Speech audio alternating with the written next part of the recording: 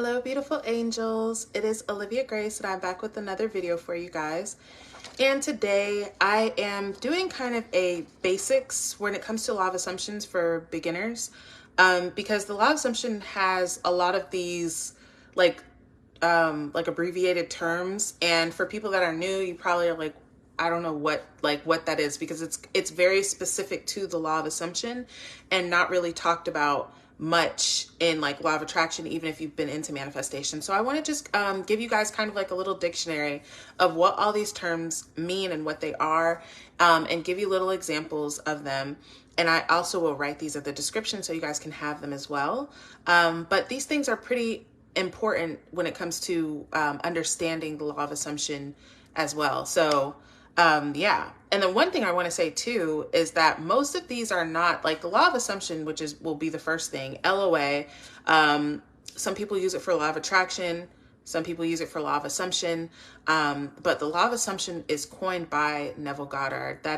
He is the person who basically made law of assumption popular. He did not create it because he was taught by Abdullah. This is just their understanding of manifestation, and Abdullah is taught by the Bible, I believe. I don't know if he had a teacher, but anyways, yeah. So the first term is LOA, and that is the law of assumption. And the best way to explain the law of assumption is an assumption, though false, if persisted in, will harden into fact. That is Neville Goddard's quote on the law of assumption. So the difference between the law of assumption and the law of attraction, briefly, is just what I said. You're assuming that you already have something rather than trying to attract something into your life or trying to match your energy with something or whatever. You are just assuming. You're going right to the end of, I have this thing now, I am this person now. And that assumption, though false, though in the moment you may not be that person that you are wanting or have the thing that you're saying that you have, if you continue to persist in that assumption that you are that person despite what you're seeing around you, then it will harden into fact and you will become that, and your 3D circumstances, which I'll talk about, your 3D will conform to what you're saying. Okay. The next term that is widely used in the law of assumption community, but was never actually talked about by Neville Goddard himself, but is the SP. And what an SP is a specific person. This is for when people are manifesting a specific person into their life. It can be a romantic person. It can be an ex. It can be somebody who they're literally building from scratch, what they want them to look like, what they want their characteristics to be, all of these things. So, or it can be even a friend. It can be a coworker, because in the law of assumption, that actually brings me to another turn, which is everyone is you pushed out. This whole world is encompassed and reflecting who we believe that we are, number one, and also our assumptions about other people. So if you, for instance, have a coworker who is annoying to you, they're annoying to you because something in you assumed that they're annoying, right? You made that conclusion. So you can come to a new conclusion that they're actually not annoying. They're actually enjoyable to be around. And that assumption, though false, if you persist in the fact that no, they're now this person, they will start to show up as that person. And that's the way to manifest an SP. Most people are doing this on the romantic front, where they're manifesting back like an ex, or maybe someone that they like that has said, they don't want anything to do with them, whatever. So then they're creating in their mind that they're in love with them, that they do want this, and it works because everyone is you pushed out. And let me explain that. So that they abbreviate that too. And it's like EIYPO, whatever, I don't know, whatever. But everyone is you pushed out is basically what I just said. Everyone is reflecting who you think that you are and your self-concept, which is going to be my next term that I define for you guys. All right. So I'll just get into that. SC, that stands for self-concept. Your self-concept is it's a bundle of beliefs, right?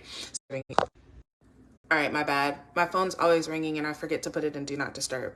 Okay. But, so self-concept, yes, your bundle of beliefs about yourself in relevance to the world. Okay. This is in relevance so your self-concept, let's say, for instance, this viral thing that's going on TikTok, the lucky girl syndrome, that's perfect, right? That's a great self-concept to have. Now, now the self-concept would be a lucky girl, right?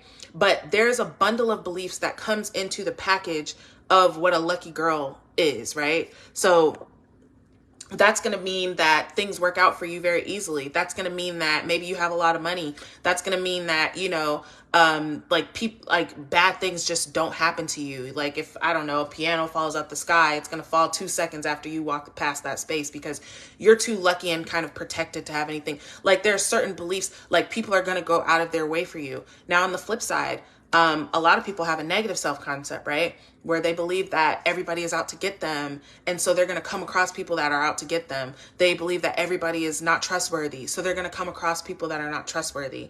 Okay. And then we have a different self-concept. This is important to know too, guys. You have a different self-concept with every category in your life. So you may have a very great self-concept. Like think about a person that you know, a girl or a guy that is just magnetic to people, that is super charismatic. Girls or guys just love them. They're always like, people always in love with them. These people have a really great self-concept romantically, right? But that same person may have a bad self-concept with money. They may believe that I can attract any type of person. People just like me. I'm just really likable. I'm really attractive.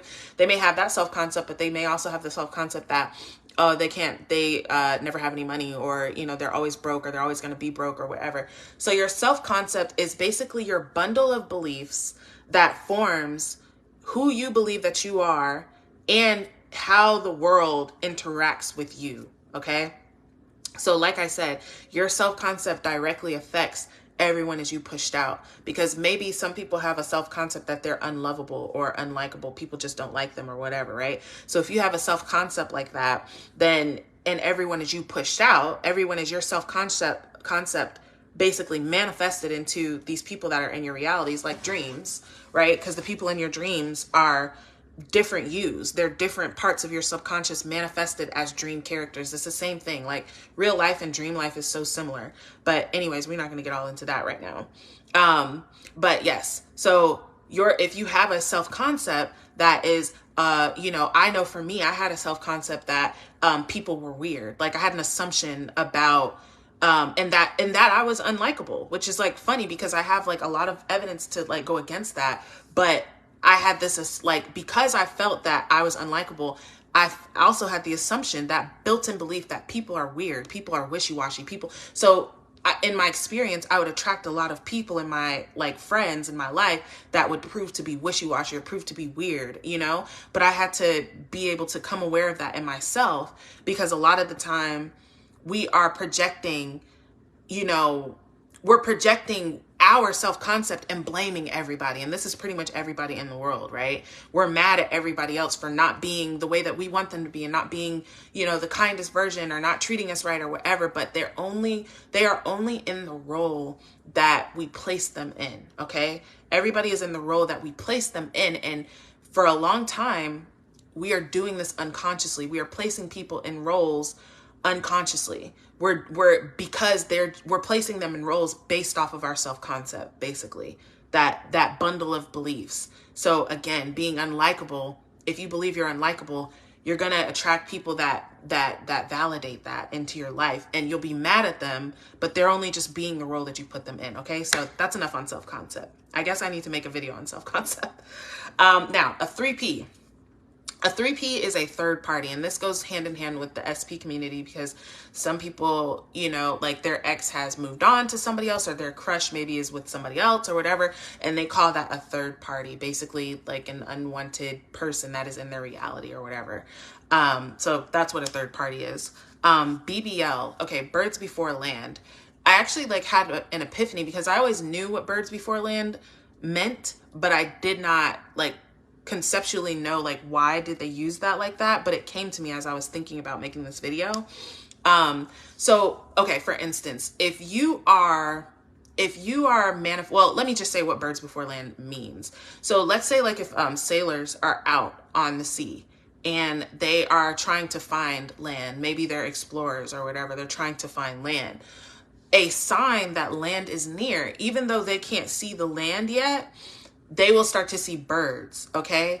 And birds imply that there is land near, because birds don't live in the sea. They have to be in some type of proximity of land being near. So that is what the birds before land, literally where that term comes from. So in manifestation world, you can take it as like a sign, right? Let's say you're manifesting a pink Lamborghini, and then, you know, you're in a manifestation group and somebody posts, I just manifested a pink Lamborghini, and people will go under and they'll say, this is my BBL. This is my birds before land. This is my sign that my manifestation is near. So that's simply just what it means. The sign that your manifestation is near. So taking other people's success, instead of being jealous about it or feeling some type of way about it, but seeing it as, yeah, this means that my manifestation is like right around the corner. Okay. All right. So your 3D world. All right. 3D, what they mean by 3D is your physical world. Okay. This is what you're experiencing right now. You right now in this moment, watching this video, whatever. This is your 3D. Whatever your circumstances are currently, let's say you're manifesting a pink Lamborghini, but right now you're driving a green Toyota. So you're in your 3D world, in your reality, your current reality. That's basically what 3D is, your current reality. You have a green Honda or green Toyota, whatever I just said. Now your 4D is your imagination. Your 4D is where all the creating is done. That's simply what they mean. Now we know that 3D and 4D actually means third dimension and the fourth dimension, which goes into a whole bunch of other shit that we're not talking about in law of assumption. When we talk about 3D and 4D in law of assumption, this is what we mean. So it's not so much to do with actual like, and it kind of is, because the third dimension is like the dense dimension. The fourth dimension is more like, you know, malleable, but we're not even going to get into all that. Just know that 4D in the law of assumption is your imagination. This is where you're creating. This is the world that you go into when you close your eyes, you do your sat scene, when you're doing your affirmations. That is your 4D. And your 4D is what precedes your 3D. So what you're seeing in your 3D is what has previously been created, for like what you've previously created in your 4D. Okay. So that's why your 4D, that's why there's so much emphasis on imagination, because your imagination is creating. Okay. Your imagination is your direct line to God. Neville believes that your imagination is God completely. I feel like it's more like your connection to like how to, like, it's not even like your connection, because all is God. You are God. But it's where it's almost like your workspace where you can go and rearrange your 3D. But you rearrange your 3D, not in your 3D. So you don't go, if you're manifesting an ex-back, your impulse might be, well, I need to talk to him. I need to make him see these things. I need to keep calling him and calling him and calling him like you're trying to change circumstances in your 3D, which is a shadow, right, to your 4D, which is your mental, your imagination. This is where things are being created. Okay. And so, like, it's kind of like Neville's quote that I'll leave you guys with, is to stop trying to change the mirror. Stop trying to change the mirror, change your face, right? So stop trying to change the effect, which is 3D. Stop trying to change what's out here, what's in front of you, what's current, you know, change what creates that. Don't change the projection, change the projector, change what you're projecting. Go to your 4D to influence your 3D. Okay. So I know that this helped. I am on my own SP journey, and I am documenting it like from beginning of the breakup to like everything that's been going on. So if you're interested in that, that is in my membership tab. I have not like told you guys that in like forever, but it's there. And like, subscribe. I haven't told you guys that in a while either. And I'm offering coaching, and I offer guided sat scenes. Oh, that's a good one really quick. A sat scene, I'm like throwing this in late, but a sat scene is state akin to sleep. I'm not going to get all into it. That's what SATS stands for, state akin to sleep. And it's basically a meditative state that you get yourself in before you do your visualizing or your affirming. I have lots of videos on SATs if you want to look, and I have playlists, you guys, too, so you can find stuff easier. But anyways, I create those for you. I create SAT scenes. I create revision scenes, which is changing the past. and I create custom affirmations. So all that info is in the description. I love you guys. I'm intending that this helps and brings clarity. I know that it did, and I'll see you in the next video.